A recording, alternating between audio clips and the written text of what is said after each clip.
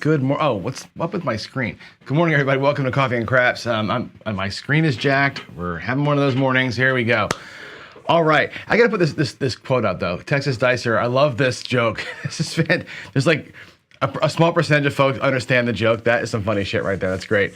That's awesome. All right, let's talk, man. Oh my goodness. First of all, I got a couple of call outs to make before I even get into the come out roll, and I didn't put them up here because I want to call out Dr. S for coming in early and talking about yesterday's chat. Look, I'm not going to spend a lot of time on the chat from yesterday, but here's the deal. I love debate. I love fire. I love passion. I love all those things, just no name calling. That's like the only rule. Be adults, no name calling. But that was actually interesting to watch it's funny, when I do the show over here, I'm on the table doing my thing. I have no idea what's happening in chat. I have no idea what's going on. And I'm like, I come back afterwards, I got all these text messages. I'm like, what's going on? It's fine.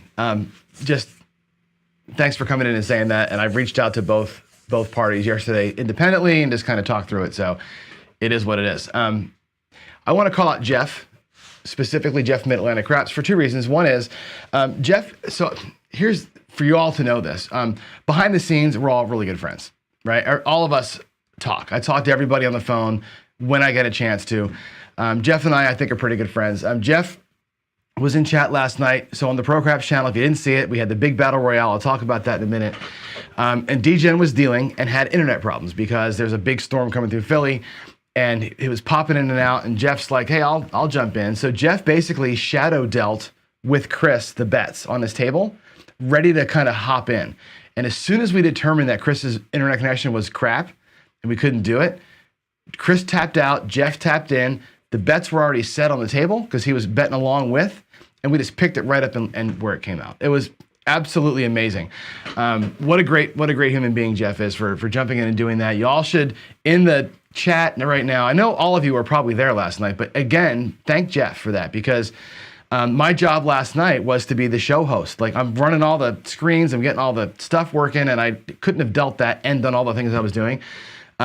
It's a team effort to get all this stuff done, and Jeff made it happen. So if he's not here in chat, I think he is in chat, but in Discord, you all need to reach out to him and just tell him what a great dude he was, and way to step up last night, because it saved the show in a big way, and that was a huge thing. So Jeff is amazing. That was such a cool big boy move that you made last night. I can't even thank you enough. So that was awesome. What else is going on here? Let's see. We have the Battle Royale last night was great. I hope you saw it. I hope that you were here. I think my volume's a little loud. Hope you all were here last night and got a chance to see what happened. It was a dark side play. So last night, Chiro and Chris are going through the 6 game challenge thing, right? Last night's was fully dark side. They had to go dark side, no place bets allowed, which is it's a risk, because what is you're going to get 3 7-outs. You know that we were playing for 3 shooters, so at least 3 times you're getting paid on a 7. Everybody knows that. It's what happens around that was interesting. They got a $5,000 bankroll. Chiro won $25,000. He colored out $30,000 from a $5,000 starting point. Chris colored up $21,000 from a $5,000 starting point and lost. Right? It was epic. Like, they made so much money on the dark side. Now again, $5,000 bankroll. It's tournament play. So, discipline be damned. We're going to go all in and bet. You'd never bet the way that they bet last night with your actual money, but it was cool to watch them work the table with the fake money. I think there's a skill, and there's a attitude, and there's a way of playing these tournament games like this that's different than playing real craps. Way, way, way different. And I know that some folks like Vince and Skill are masterful at this, at playing the online version of craps, not the real. You might probably play good in the casino too, but online, you've got this really great sense of how to go nuts all in, when to do it. That's different than you would do it at a real table, I think. And it's fantastic. And those two last night were absolutely wild. $46,000 in profits. Look at the rolls, please. Here's the next thing I want you to see. Look at the rolls last night. This is it. 3 shooters.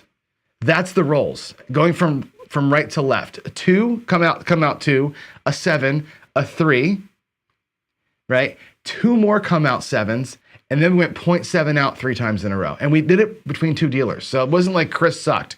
right? Chris went 2737. We gave it to Jeff. Jeff went 7875767. Like, it was a perfect dark side night. Look at those numbers.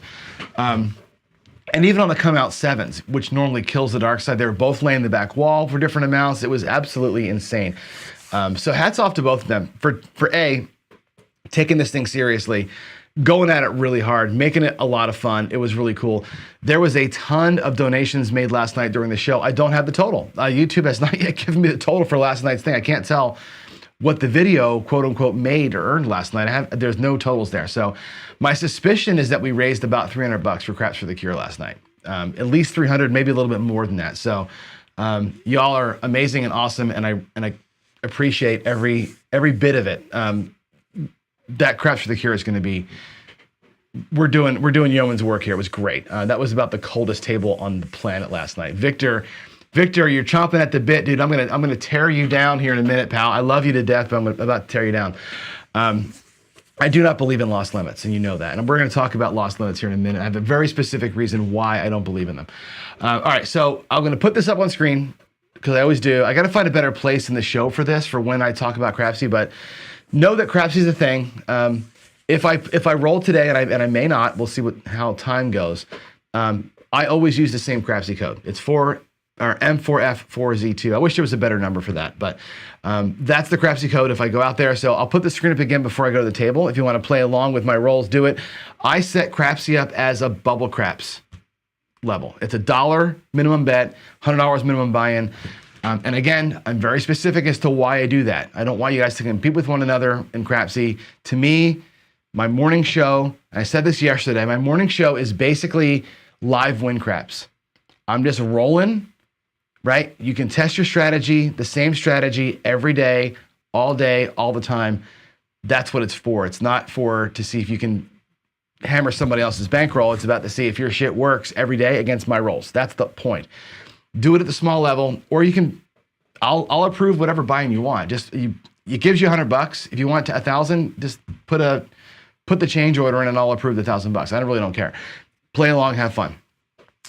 Now, I'm going to skip this topic today. We may come back to Daily Dose of DI, but I'm going to skip it for now because I want to address, this is one of those hot take kind of mornings, right? So I was going to talk about this, but in the chat, we're talking about, and my show title today was about bet scaling. And I think that Victor thought I was going to talk about something else with the name of the show.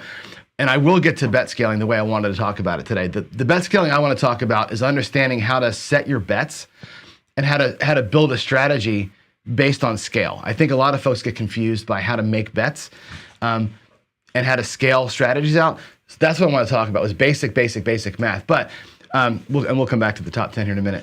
But Victor's in chat talking about this, stop loss zero. And I want to make sure we address this because for whatever reason, people think that I'm a maniac, right? I'm the most disciplined player you'll ever meet.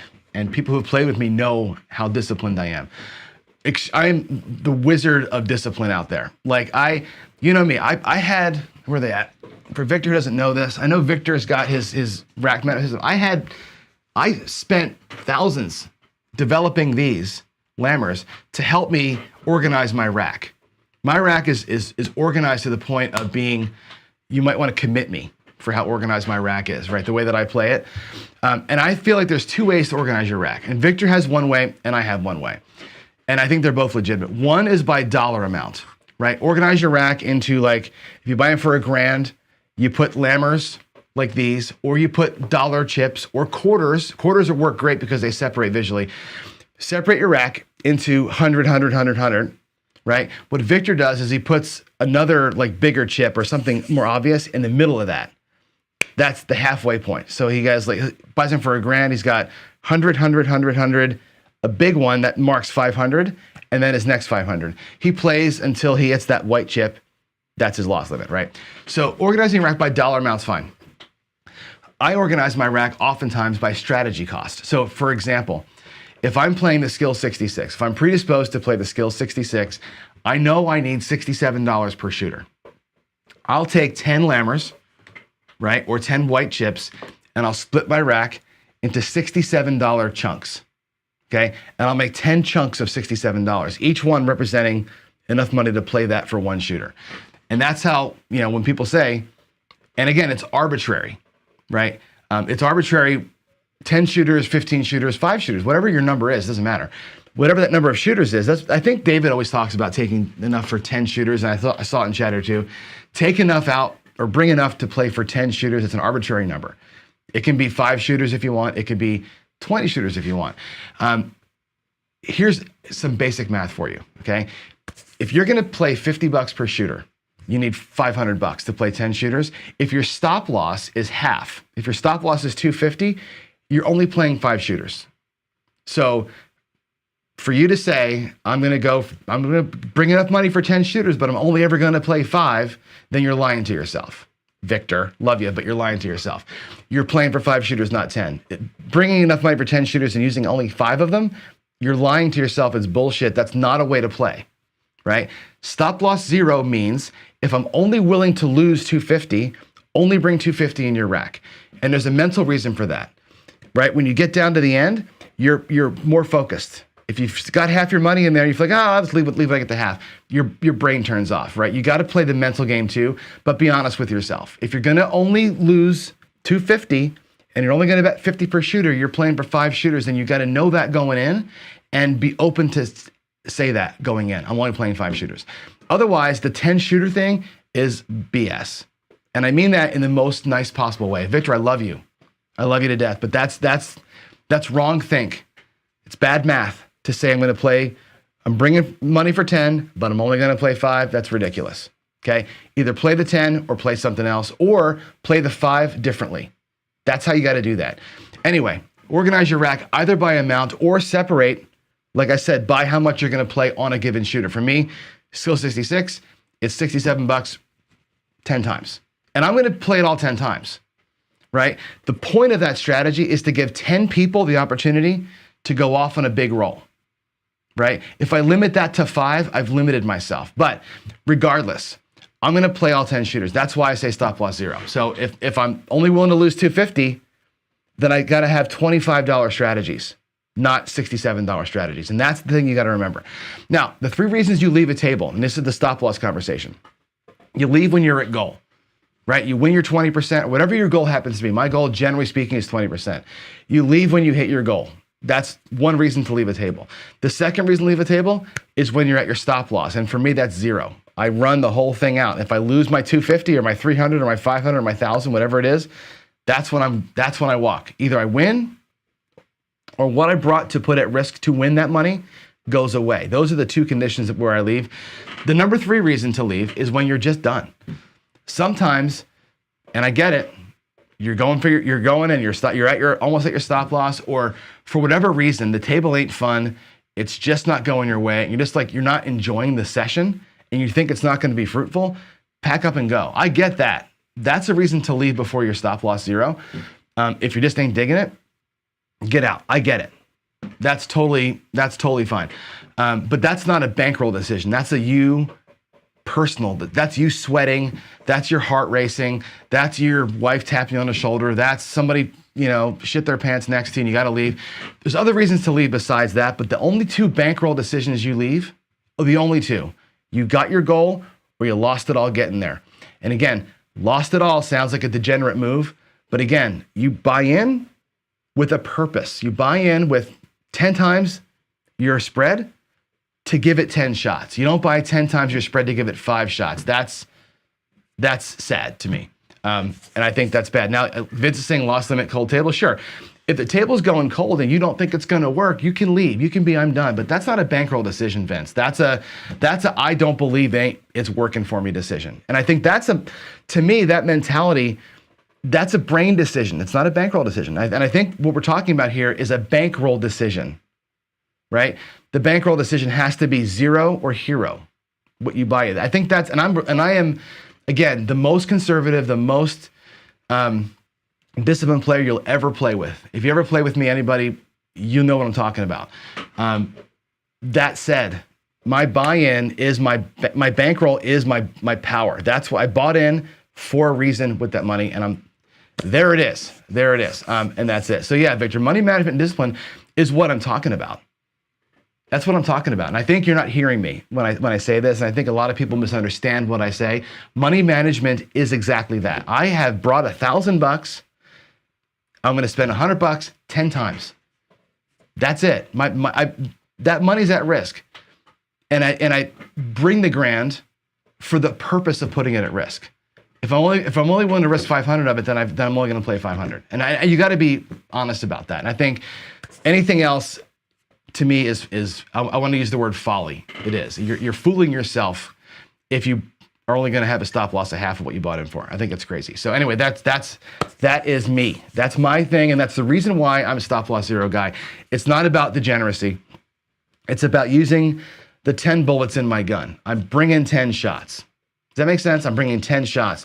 If I'm only going to shoot 6 of them, then why did I bring 10? It makes 0 sense to me. So again, that's it. That's it. You're hoping when you play this way that the 9th shooter is the one that goes off on the 40 roller. And if you leave early, you're going to miss that. That's crazy.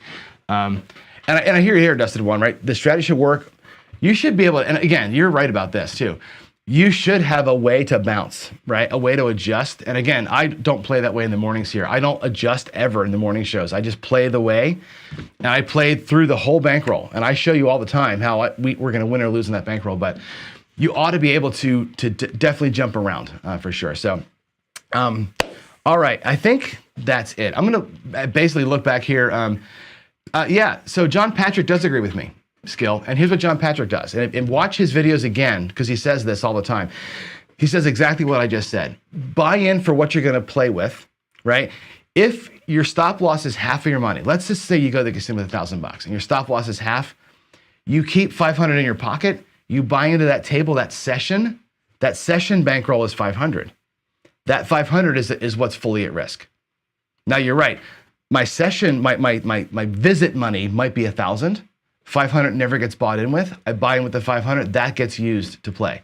It's not half of the 500. 500 is half of my 1,000, and that is the session bankroll is always at risk, and that's the way he preaches it. So, I think that's a really important point, and I'm glad that I'll put that up here again. Excuse me. I'm glad you brought that up because it's very, very important to realize that session money, table money, is different than your visit money, right? What you buy into the table with, you have to be able to put at risk, unless you just don't want to, right? Like I said, unless you feel like it's not your day, the crap gods are against you for whatever reason, you can bug out. That's totally cool. But again, why would you divide your money into 10 shots and only fire 5 of them? It makes 0 sense to me. So there it is. And again, you're not listening to me, Victor. So we're gonna have to agree to disagree. That's not how I beat Gambler's Ruin. A hard stop loss is needed. It's a reflecting. Again, my stop loss is 0. I brought money to play with. Again, I'm taking 10 cracks at it. If you're going to bring money for 10 cracks and you don't take 10 cracks, you're a fool. That's what it is. If you're going to lose half your money, then you better play it a different way, right? That's my advice. I think that doing that is, sure, I know that you do. What I'm saying is if you're only willing to lose 5 of them, then you got a problem. And that's where I think the stop loss conversation has to be managed. We got to manage the conversation intelligently, and that's it. I think again, having a stop loss of half makes 0 sense.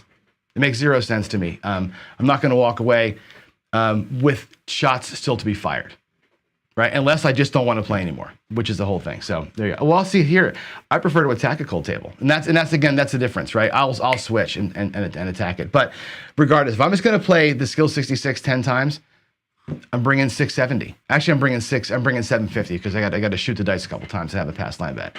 If I'm playing that strategy, I'm bringing $700, and I'm going to play it 10 times, and it's going to work or it's not.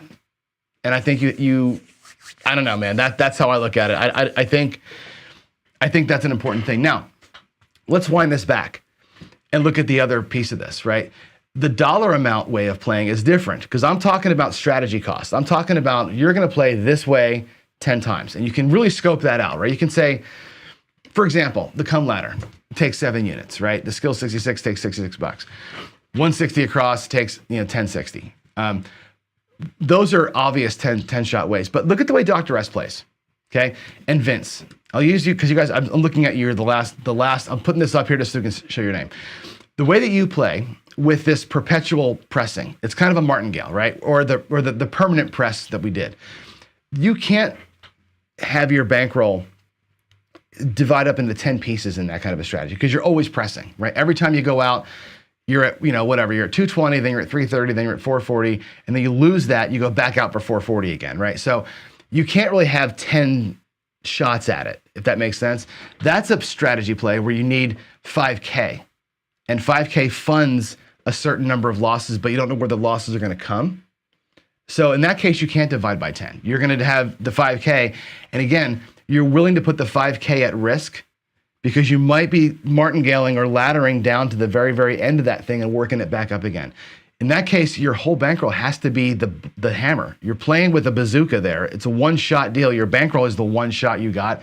When you're laddering or martying, your whole bankroll has to be there. Otherwise that half stop loss limits your ability to keep playing. And that's also a big mistake. I think, again, you've got to bring what you're ready to rock and roll with. So there it is. All right, let's see. Do I always play the same? No, I do not, Clay. I do not play the same strategy for 10 shooters. That's me. I bring enough, right? If I how do I say this right?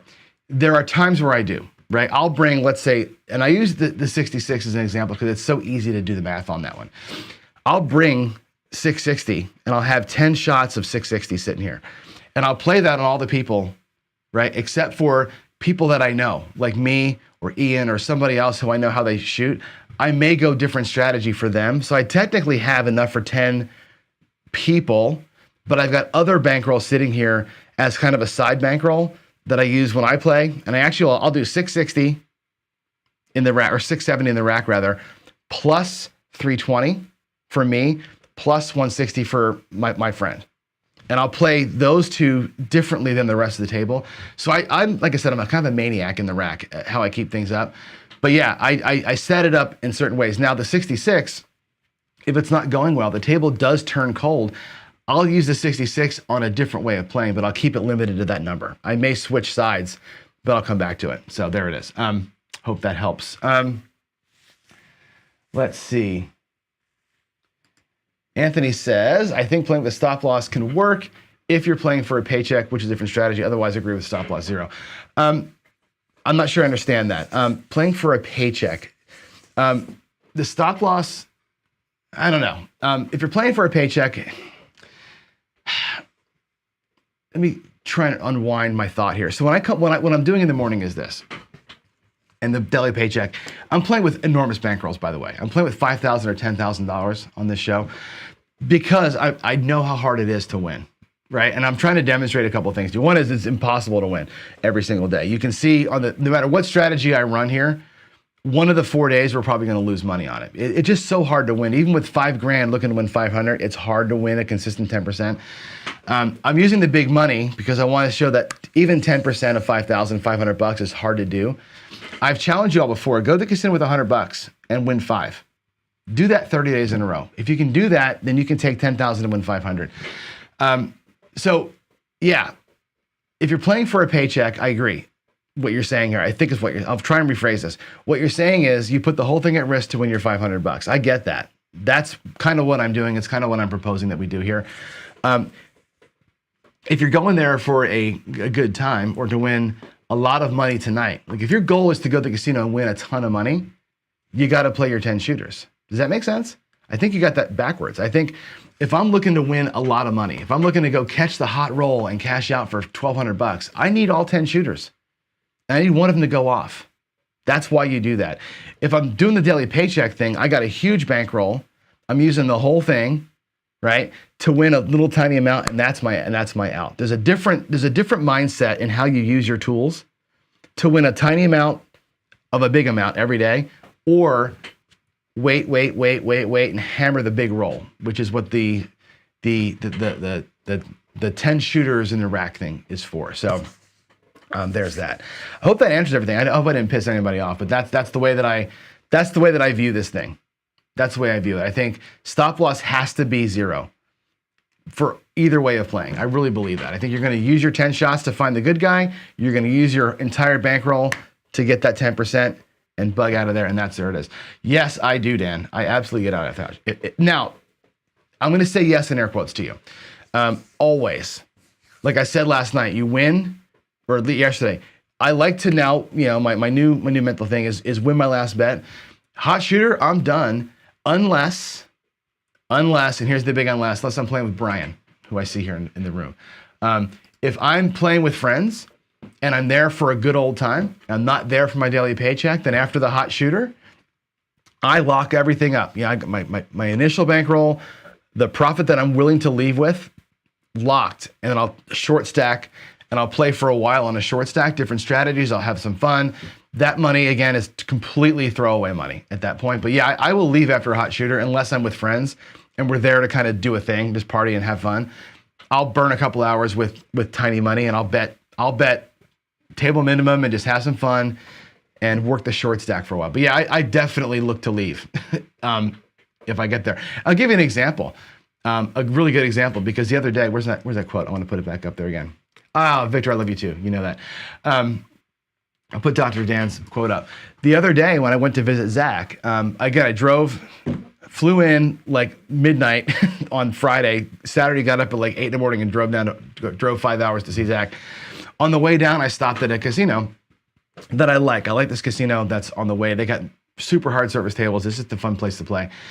And I rolled up in there and I had like 2 hours to kill because I'd left too early for the concert and Zach was at work till 5. I'm like, oh, I gotta burn a couple hours. I walked up to the craps table, which was totally empty.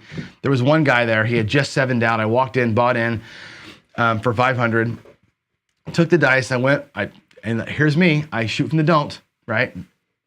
Shoot from the don't. I set a point, 2 rolls, made the point. I'm like, cool, my throw feels good. Next time I went in and I did the 320 and I rolled 18 rolls. 18 rolls, and I had made a couple $100, whatever my profit was in that moment, and colored right up. Like I was there for maybe 20 minutes. So the guy down there wanted me to keep rolling, and I colored myself out. I put a pass line bet down, and I rolled one more time for him. Didn't even bet on myself. I just rolled again, and it was a short. I think I rolled 5 that time. Short one, because that was it. Passed the dice, and I went and I watched football for 2 hours. That's me. I'm like I said, I'm hyper disciplined. I was having a great day. I was feeling really good, but I'm not going to sit there and put it at risk again. So that's me. That's the way that I do it. What happens to? I'm not sure that's for me or not, Victor. But what is Vince says? Highlight Brian's comment. I got to go back and see it.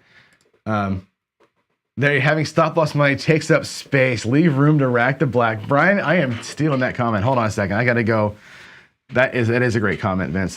Command Shift 4. Hold on, I got to copy that. I'm going to screenshot that one because that is a good comment. And it's not. I know that I sound like a degenerate when I talk this way, but the point is this: that's your firepower. Your firepower is either your 10 shooters that you're playing with or your whole rack. If you're playing the way that I play some of these strategies, you've got to use your money. It's there for you to use to make it happen. And I think 10 shooters, although arbitrary, I think that it's a good number. It does take about 6 to 8 before a table will change sides maybe. 10, 15 shooters, if you can last that long, it's time is your enemy, but it's also on your side, right? You got to wait the variant out as well. You got to wait for a variant to occur. And I think leaving too early is a problem there. So, there you go. You know what? That's a great question. Let's do it. Give me a second to do that, TX. I'm going to go and give me oh boy, sorry about this. This is going to be a mess, but you get to watch the side of my head while I type here. So let me pull it up here. Let's do it. Actually, I might just do that as a poll on the thing. I'll give you my thing. Empty for me as well. I like an empty table. I like to shoot the dice. I like shooting a lot. So I'd rather get the dice more often. That's the reason for me. Skill, I'm not sure. Maybe put in your comment, your next one, why do you like an empty table? I'd love to know why. What is your reasoning behind that? Is it because you want to shoot and trust yourself more, or you just, because some people just don't like people. I mean, I like a fun table, but If I'm there for my paycheck, I want to be in control of that shot, not somebody else. I think that's a big thing. So analyze your fields is full table. See, a full table is good, right, when you're there to have a good time. Right? If you're there for your paycheck, I think a full table is not a good thing. So again, it's why are you going? So I like to go in the morning. When I go here locally to make a paycheck run, I go at 6 in, you know, and it's in and out and I'm done. And I'd rather do that.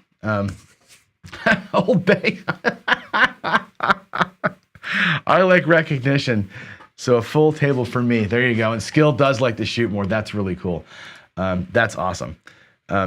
Ian just wants to be at the table. Ian's fun to play with. Me and Ian have a good time. We've gone, 4 or 5 times or something like that. We have a good time.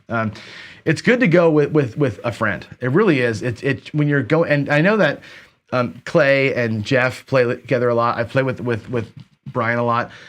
It's fun to go with friends, and your mindset's different, right? And I think you can manage your rack differently with friends than when you're there for your paycheck or when you're there by yourself. Like if you go to Vegas with your family and it's just you playing craps by yourself, that mindset's different than when you go in the morning, like I said, for a daily paycheck, or if you're going to meet the Hawaiians or meet your friend, your mindset's different in all those. And I think you can manage your bankroll in different ways with different folks. So there it is. Yeah, there. The only people who bubble craps your game.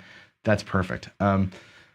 Why? So, Dr. S, you got to explain this. I've heard this said before. Why is a full table good for comps? Is that because they're not as accurate with their logging of you? I think I've heard something like that, but I'm not sure what is the genesis of that comment. All right, let's see what else to talk about. Hope that covers the point. And again, I'll just close it with this: play how you want to play. If your stop loss is half, your stop loss is half, that's fine. But buy in for half. That's what I'm saying. I want your rack to represent what you're willing to put at risk. That changes the way you approach it. I think, to me, I'm a mental player, I'm a math player, and seeing what's in my rack is judging the way that I play. And I don't want to, seeing a lot makes me feel good, but if I'm not using it all, then I feel like I've got a problem. All right, John Search PC says Duracell. There must be something else in there for me to capture here. Let's see. Tell everyone about my chip challenge. What is my chip challenge? Is that the Duracell? You mean the 3-unit challenge? Is that the one you're talking about? I'll leave that question out there. You answer me back in chat if that's what it is, and we'll talk about that for sure. Skill says John Patrick. He does agree with me. I've actually talked to Garrison, who does talk to Patrick, and the way that I'm describing this may not be the way that his books describe it, but it's exactly the truth. It's exactly the way he describes it. Your session money is your session money. You buy in for what you're going to play with. So there's that. Let's see, what else? Let's see, search PC. I think Duracell must be asking me this. He says, be sure to tell everyone about my chip challenge. I forget which one this is. Is this the 3 chip? I'm asking you again, if it's the 3-unit challenge, then I think we should talk about that. The 1K, yeah, the 1K challenge. Oh shit, that chip challenge. Oh my God, okay, yeah. All right, thank you for reminding me. Let's go back a screen. Let's go back to the main screen here so we can talk about it from here. Duracell wants me to remind you of the chip challenge, the 1K challenge. So let's go back and talk about the battle royale that happened last night. So Chiro is up, we know this. As you know, I'm Team Chiro, because the dice decided who I was going to vote for. We rolled more 11s than 6s the one night. So I'm on Team Chiro all the way here. He's up by a lot, right? He's up 640 to 324. I made the bet last night, and that we're talking about the chip, the super hot chip that Midmo Yo Chiro ate. That, like, I don't know what it's called. It's like some super, like, amazingly hot thing that, like, he was crying. I said I'll eat one if one of two things happens. Either Chris comes back and wins. So if Chris comes back from here, he's down by 300 and some points, right? Chris comes back and beats Chiro, I'll eat that chip during the Crapsathon. Or if we raise $1,000 during their episodes. So while they're fighting it out, we raise $1,000 during the fight series, I'll also eat a chip. And then, of course, that got amped up last night a little bit. D-Gen's going to do one too, and it's so, yeah. You'll get to watch me cry on national TV if Chris comes back and wins, or if we raise $1,000. So as we're doing the battle royales, please come out and donate, right? The whole point of that thing is for those two to have fun and battle out the table versus the hat. But selfishly, I want to use that as a money-raising thing to put into the Craps for the Cure. So that's the thing. So there, I hope that, thanks to herself for reminding me to say that. I totally forgot about that. Yeah, out of each other. Yeah, I think that was if we raised $2,000. It was $2,000. Chris and I were going to eat one out of each other's mouth. That was what we said, which is gross, but it'll be kind of fun. All right, there it is. That's 42 minutes of me talking about nothing. Not nothing. I think it's important stuff. I think the bankroll stuff is important. I really believe. Let me get my screens up here. I think the bankroll stuff is important, and I think. Sorry, let's get there. I think it's important that we have an honest conversation about it and that you know where I'm coming from, okay?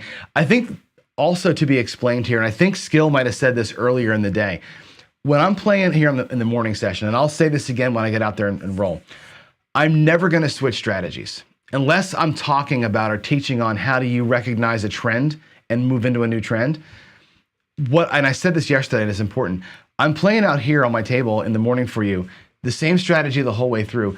It's like win craps, but in real life. Like I'm gonna run roll after roll after roll after roll. I'm gonna bet the same way on every single roll, every single shooter, disciplined in that respect so that we can see how does this strategy work over time. And the reason why I'm calling it the daily paycheck is I'm gonna bet whatever, the don't pass, parlay, press, like I do, 4 days in a row. Because I wanna see over time, how does that thing look over time? Just like you would do in Rin Craps, running the same strategy for 10,000 shooters. I'm doing it here because I want you to see it over here. If I go, ooh, it's a hot table, I'm gonna switch from dark to light. Now all I'm trying to do is make money. And I'm not trying to show you the strategy rhythm, because strategies all have a rhythm to them. And you wanna see how the rhythm of a strategy works over the course of 10 shooters like we're talking about here. How does it actually work and look over that? So it's important to know that while I'm rolling here, I know in chat a lot of you want me to change up and switch out. I'm never gonna do that. And I think Skill pointed that out too. I always 100% of the time roll the exact same or play the exact same way unless I'm talking about trends. And we're trying to catch a trend or read something, but I'm typically never gonna read the table here. I'm just gonna play out the way, that's it. Can I make $500 from 5,000, 10%, playing this strategy the way it was written? Always, that's what I do, okay? And that's an important thing that we have to realize, or that we have to understand why I'm doing that. So there it is. All right, what else? Something, I'm not sure. Let's see, something's happening. I'd rather get kicked than eat that chip. You know what? Chiro didn't undersell. He said that chip is the worst thing he's ever done in his life. Like I don't know. I think it'll be fun. It's for charity, right? It's for charity. I'm willing to take one for the team for charity. All right, here we go. Let's go back a little bit here, and I want to get back into this top 10 moves thing. So I'm gonna actually one of our subscribers, Kevin Smith. He's number 5 here, the DP and DC. And I did one yesterday that was the Ricochet. I'm going to take those out of the list. I'm going to remove them from the list of top 10 badass craps moves because I've decided to do 2 of these things. I'm going to do a top 10 badass right side moves and a top 10 badass dark side moves. I think we can do both. So I was going to show his DP-DC thing today, which is a pretty standard move, but it's a really badass dark side play. Let's not do it. Let's just do the 2 light siders, the TCS single tap and the Casino Gaming Group, the CEG pulling nickels thing. I talked to David yesterday, and this is what he wants me to show you, is how to pull a nickel off a table.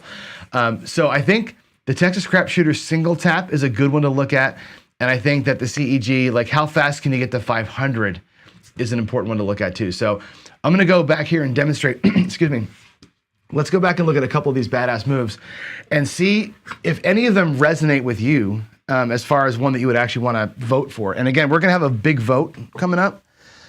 Probably Friday. I think Friday I'll put a poll out and we'll vote on and it'll be in Discord only because on YouTube, excuse me, on YouTube, the polls can only have 4 options, not 10. On Discord, you can have 10 options. So we'll do 10 options on the poll in Discord and we'll pick them out. All right, here's the badass moves for today. So the first one it comes from Alfredo at Texas Crap Shooters. And I'm calling this the single tap. He didn't give me a name for it, but I'm going to call it the single tap because if you know Casino Quest, they were selling us on the double tap for a while, right? Where it's you take one unit, you take the win, you full stack the win, that pays $85, 84 for one, and you bring it all down.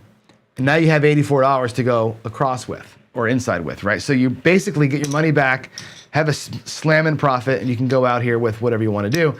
Double tap pays for multiple bets. That's the idea behind it. That's a really great, cool, awesome, badass move. I should put that on the list, actually.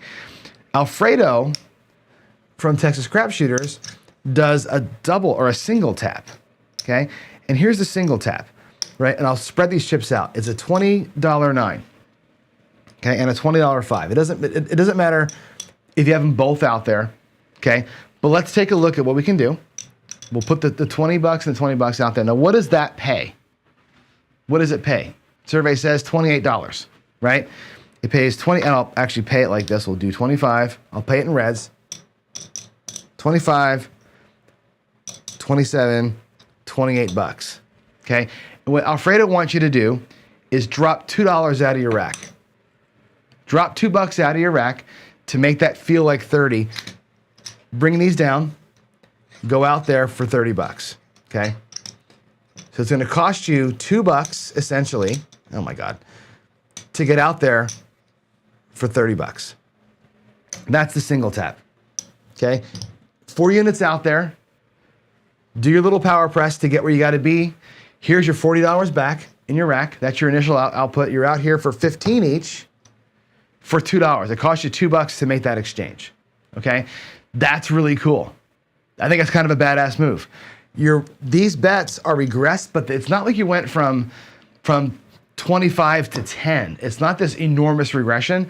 It's really amounts to a single unit regression. You went from 40 or from 20 to 15. That's not a huge regression, but in one hit on either number, you got them both to 15 and you're back healthy. That's a cool move, dude. I love that. That's the Alfredo Texas Crap Shooters single tap. Okay, so again, it's 4 units.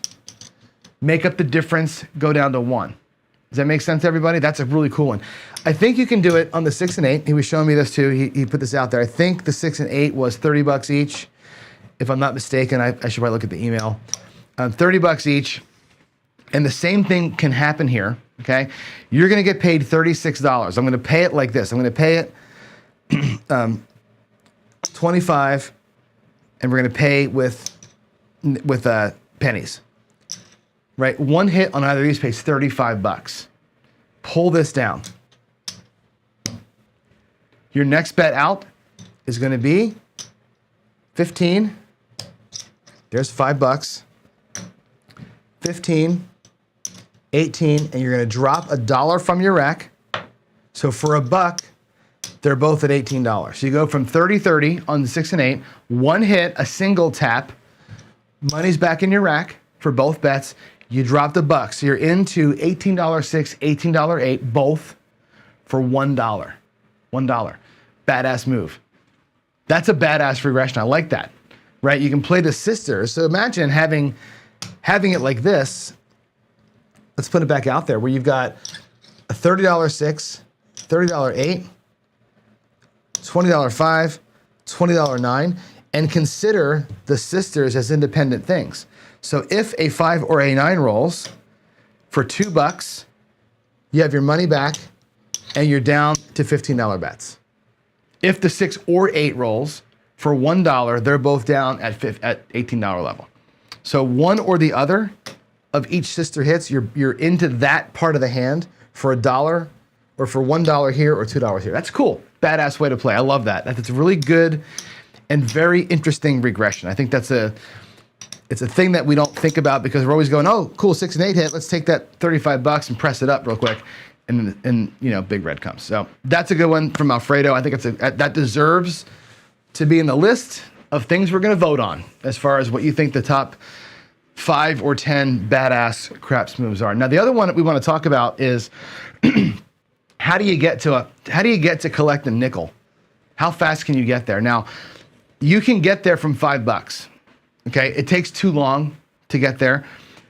Let's look at the 9. We'll take just the 9 as an example. How fast can you get a quarter on the 9 to a nickel with all the pressing? And it's not that hard, and you don't even have to power press that much. Let's take a look at how this could work.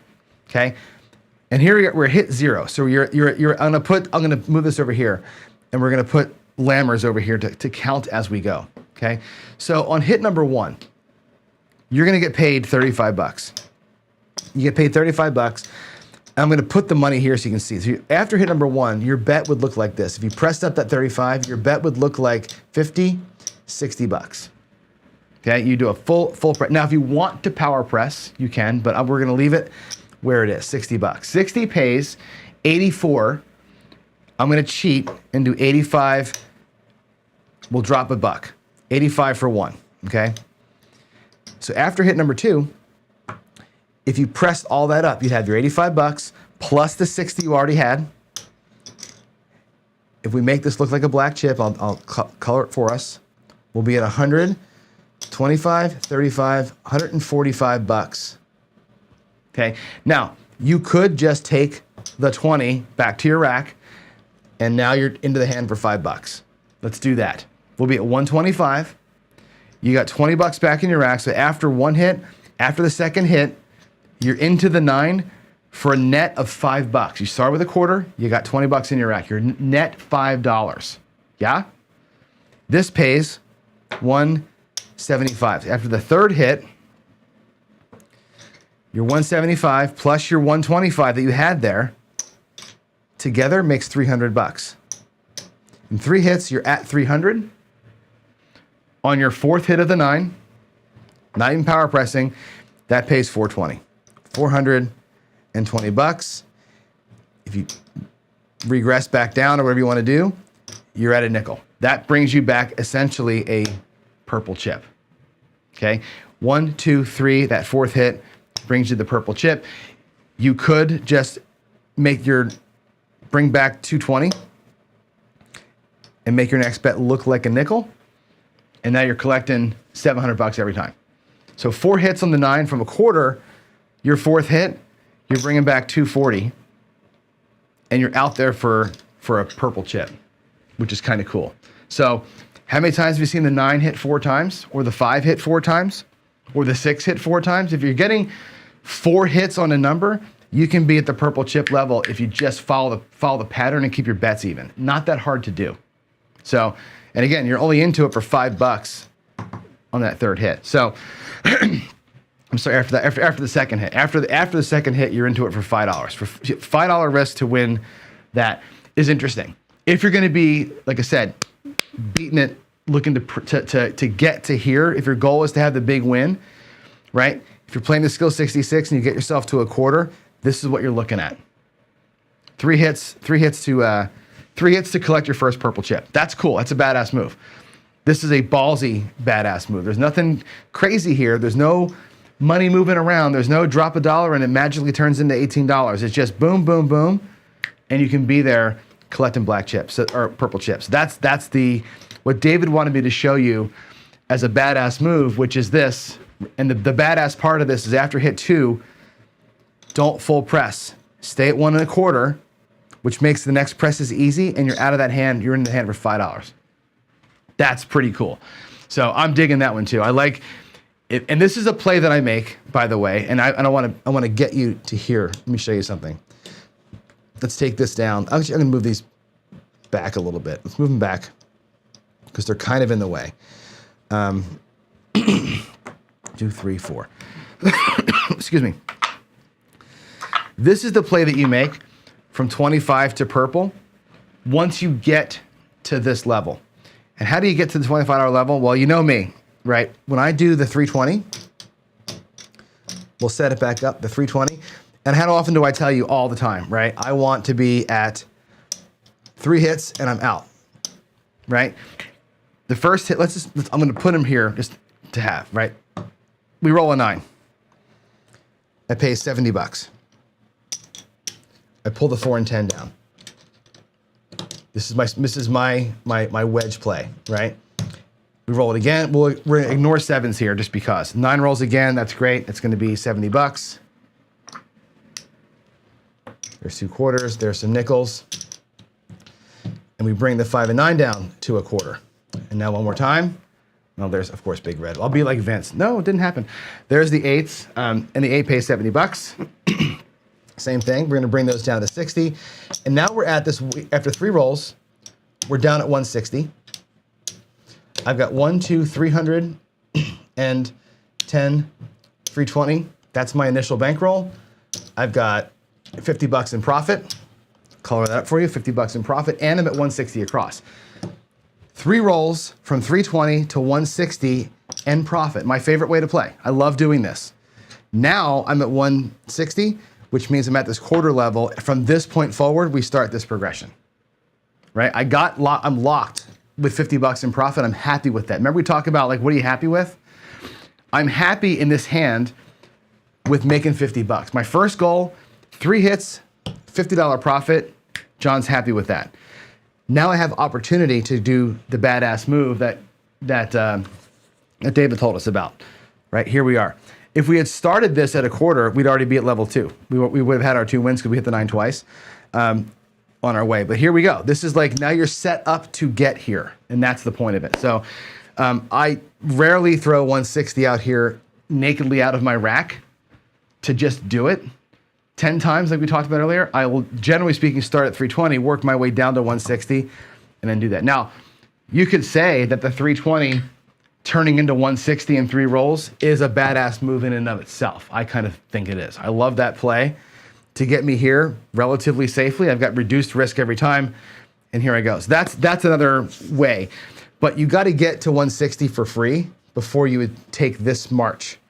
And every number can take that same 1, 2, 3, 4 hit march. I think it's in play for all of the numbers. So there's your 2 badass moves for today. One of them comes from our friend Alfredo at Texas Crap Shooters, the single tap, which I think is awesome. I love that. I love, you know me, right? If you know me long enough to know, I love a regression.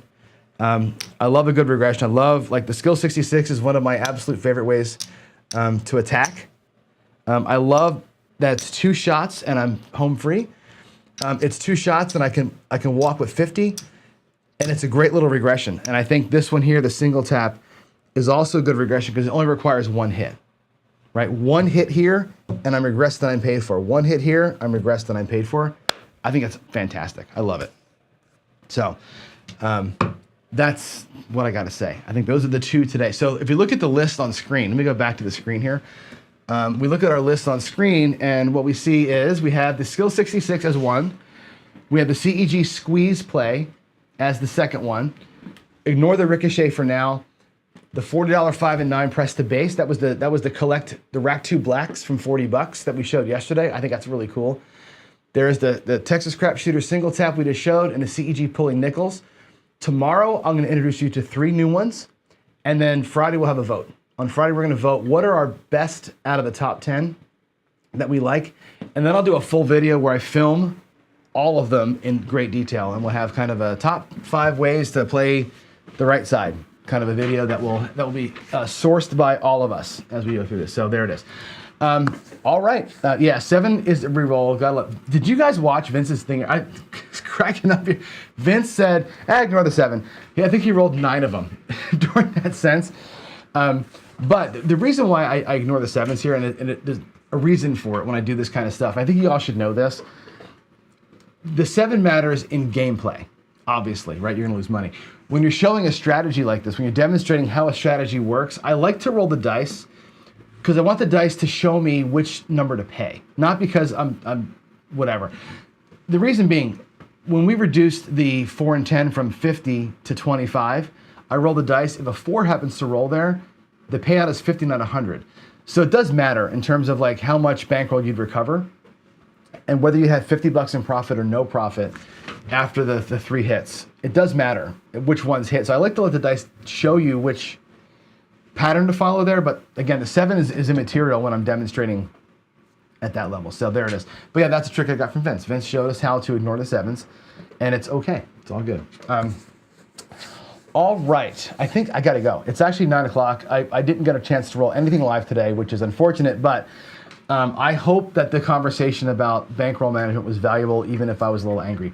I stand by my words on that one. I think you've got to use your bullets in your gun, all of them. Go out in a hailstorm of bullets. You gotta use all of it to make it. I think if you're gonna play for 10 shooters, if you're gonna bring money for 10 shooters, you gotta play 10 shooters, and that's it. It's all here. It's all in your head. Love y'all. I gotta go to work. You all are fantastic. Tomorrow, we will go back to the regular topic. Tomorrow's regular topic today's topic was going to be bankroll scaling. And I do want to talk about bankroll scaling in a big way. And what I mean by bankroll scaling, just to kind of get you prefaced for tomorrow, is this. The skill 66 is the same as the skill 660. Okay? Adding zeros, removing zeros, you can scale your bets easily. Tomorrow, what I'm going to do with you is I'm going to show you the jackalope again. We're going to bring the jackalope back, and I'm going to show you how I build my version of the jackalope backwards. I'm going to show you kind of how I use bet scaling to make that strategy what I think is the best way to play it with bet scaling. And I'm going to show you kind of the way that my brain thinks about that and how we can kind of make that work. So that's tomorrow's topic. Didn't get to it today, but I think I want to thank Victor for being a good sport and for giving me the fire to talk about this today, because it's been on my mind for a long time to explain why I look like a degenerate in the mornings. There's a method to the madness here, for sure. And now you know my method and why I'm a madman. Y'all have a great day. Happy Wednesday. It's Wednesday. Wow. Have a good midweek, have a good hump day, and I will see you all hopefully tonight. I've not been practicing much at all recently. My work is blowing up, so I'd like to get out to the garage and get some throwing in if I can. So if I can, I'll see you out there. If not, I'll see you in the morning. Blessed day, everybody. Love y'all.